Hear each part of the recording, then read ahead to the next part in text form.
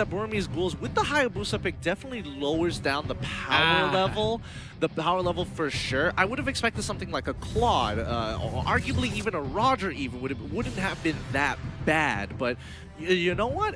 I mean, the Burmese Ghouls, they want to bring out that Hayabusa. They want to show us how to flex with that assassin. By all means, I am ready for it. And Hayabusa right now is probably one of the top picks, or not really the top pick, but you know, one of the, let's say, One of the higher ranked assassins in a tier list. So let's see. Let's see how this plays 5 out seconds again. till the Welcome enemy back reaches to the our battlefield. final game Smash of today. It's going to be the Burmese Ghouls versus Welcome to RSG. Mobile Legends. Welcome to the land of dawn, and let's get this battle on its way. KZP here going straight for that jungle. Ruby DD is ready. And as you can see, the silence is there. Look at the damage output, and RSG starting this off with a poke, with a harass on Ruby DD. Yeah, this is kind of interesting because they didn't really need to do that. They didn't need to go for this harass. They just needed to kind of push the waves as hard as they can. And unfortunately, that's going to force the reset onto Ruby DD. And oh my goodness, KZP is going to force something out of Ruby DD. They're not letting him hit that level 2. They're forcing him out of the lane. He can't walk back in. He needs the help of the rest of his team to do something. He's already missed an entire wave on the EXP lane. They weren't even planning to go for the invade. What they wanted to do was, in fact, just shove the Benedetta out of the lane. Yeah, and they've done a phenomenal job at just that. KZP rotates back. He wants to get maybe this time around, but looks like it's going to be A-OK. Ooh, Kid getting chunked down really, really low. RSG, and again, Sync just he goes for the dive. He successfully kills Ruby DD. Ruby DD is completely out of this game. He is just gone.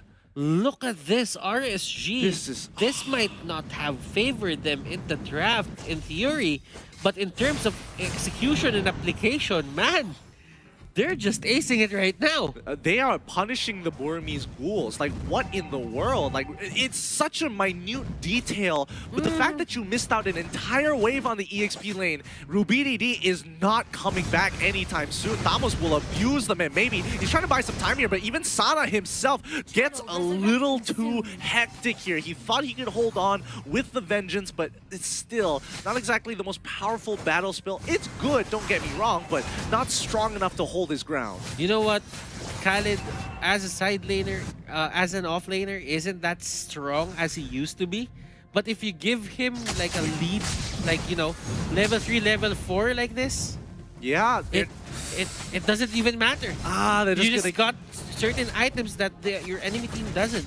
Yeah, he's just gonna keep abusing him time and time again. This has to feel so bad for Ruby DD while the rest of his team is getting ahead to level 5. He hasn't even hit level 4 in comparison to Sync, who hits level 5 with no problems whatsoever, and he is running out of time to catch up in that EXP lane. So right now, a lot of let's say a lot of responsibility has been put into D, and Sana here almost going down.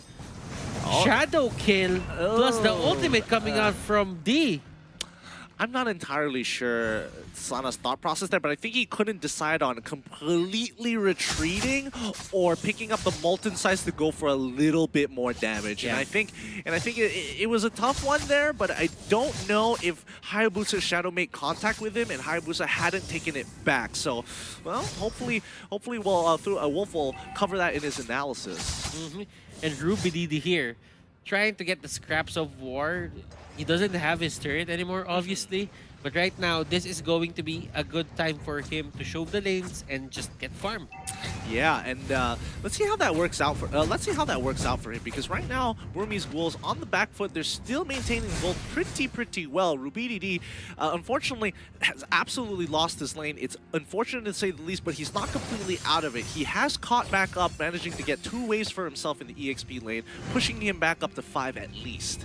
And this is what we meant about RSG, knowing where to hit and when to hit it. Yeah. And these are the pressure points that you don't see right now, but in time, you are going to expect them to, you know, have a bit of a shortage in terms of damage just because the Benedetta had a late start. Yeah, but again, Burmese Ghouls, they did get the turtle, and that's going to be super helpful to catch them back up. So the early game essentially has been nullified. The only real difference is less pressure on the top side without that tier 1. Would you agree with me if I told you that someone said that to make someone in lane, come back from a deficit, you should just leave him be? Yes and no, because again, he got abused a couple of times, 2 times in a matter of fact, but hold on, hold that thought. His turtle has been taken away. BG looking for an optimal play, trying to force something out. KZP just hiding in, gets a lot of damage, but again, wasn't able to get back with the rest of his team and gets punished hard with the OK Shadow kill.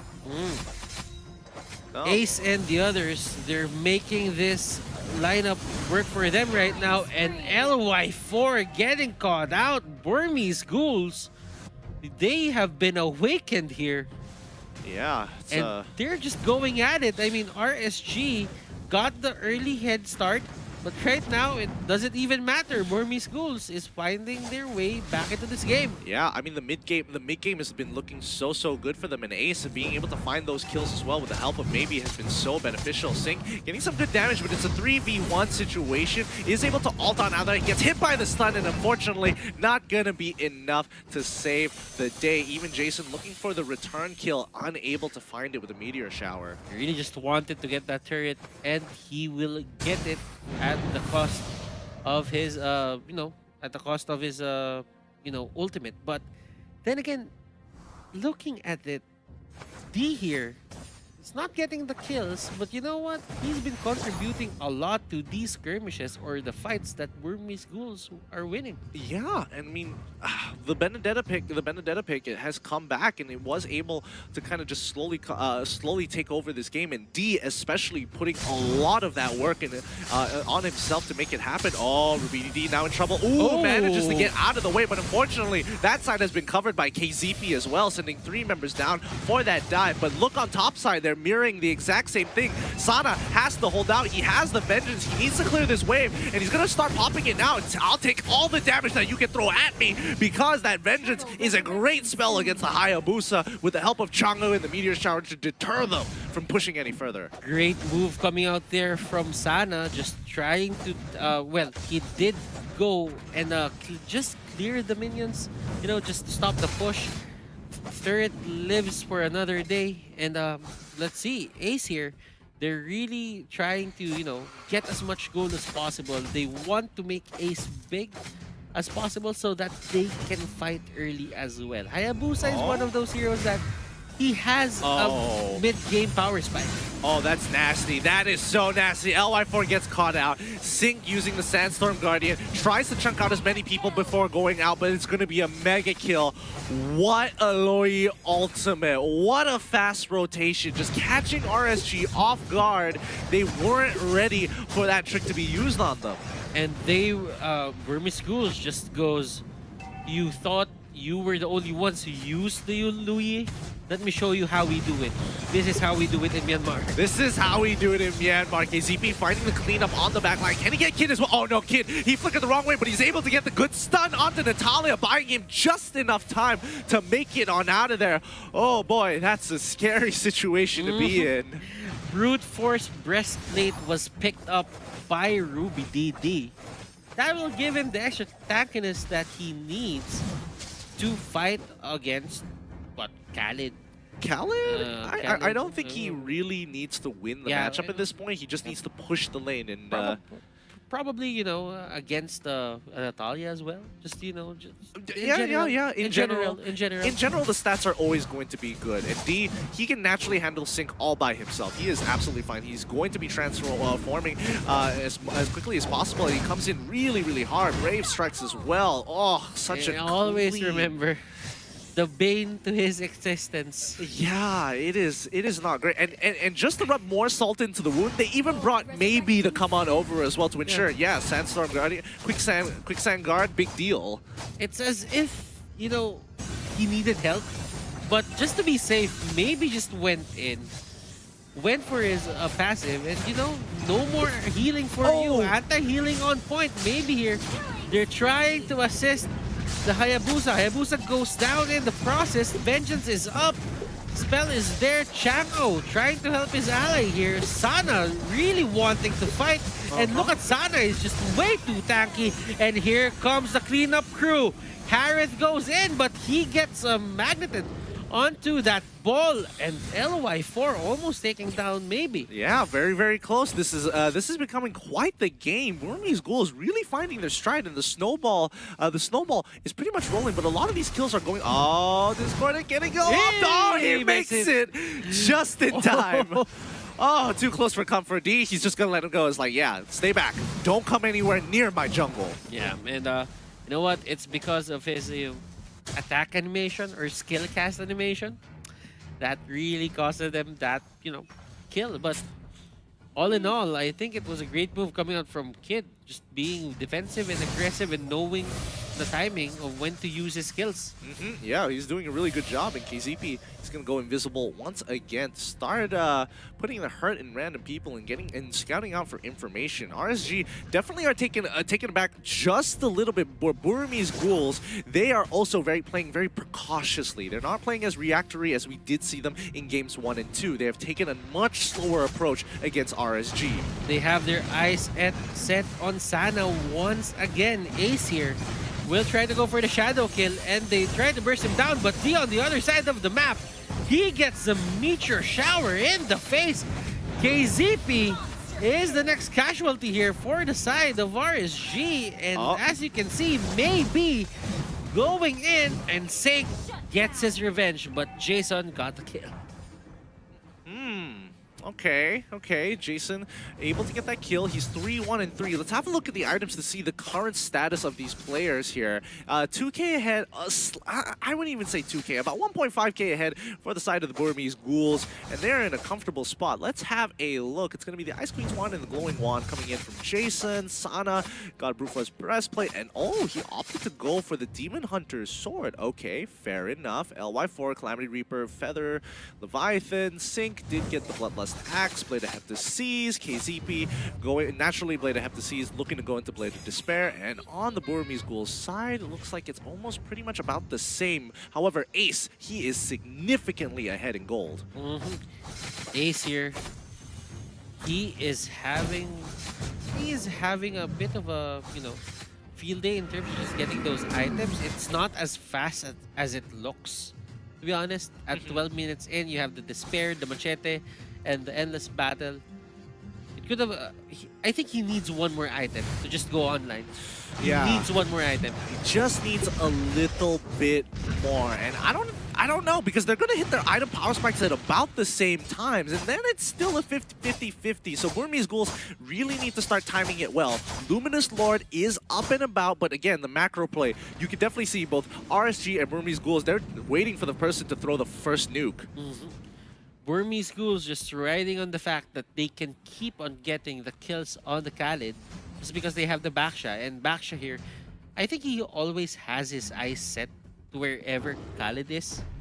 Because whenever he's there, everyone just gets the capability to take down the Khalid.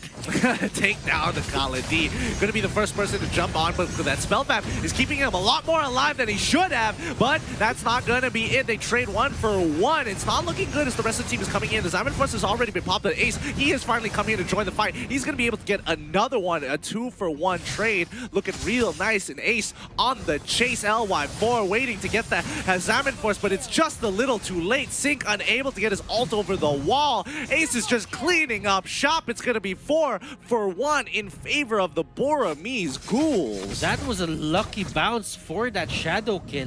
It went straight for Jason. Jason was forced to use the flicker, and the timing was perfect for the quad shadow to come out. He went straight for the kill, got the shurikens out, and that's going to be a triple kill for him.